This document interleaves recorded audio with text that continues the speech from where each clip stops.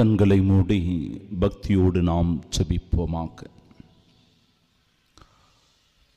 இயேசுவே ஆண்டவரே,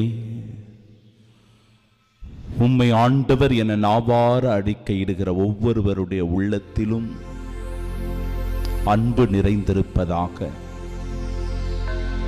மகிழ்ச்சி தங்குவதாக, அமைதி என்கிற நிறைவு அவருடைய உள்ளத்தில் இருப்பதாக.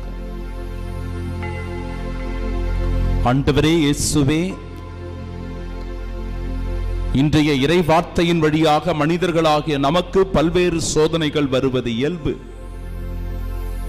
சோதனைகள் வருகிற காலத்தில் தளர்ந்து போகாமல், உடைந்து போகாமல், மனம் சோர்ந்து போகாமல், துணிவோடு அவற்றை எதிர்கொள்ளக்கூடிய மன வலிமையை ஒருவர் பெற வேண்டும், ஆற்றலை பெற வேண்டும், வல்லமையோடு தைரியத்தோடு இருக்க வேண்டும் என்பதை இன்றைய இறை வார்த்தையின் வழியாக நீர் எங்களுக்கு அற்புதமாய் விளக்கிச் சொல்லுகிறீர்.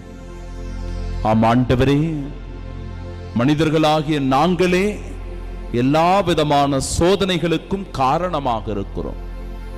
ஆனால் அந்த சோதனைகளை வெற்றி கொள்ள, அந்த அழகையை வெற்றி கொள்ள, அந்த சாத்தானை விரட்டி அடிக்கக்கூடிய வலிமையை இயேசுவே உம்மிடமிருந்து நாங்கள் பெற்றுக்கொள்ளுகிறோம்.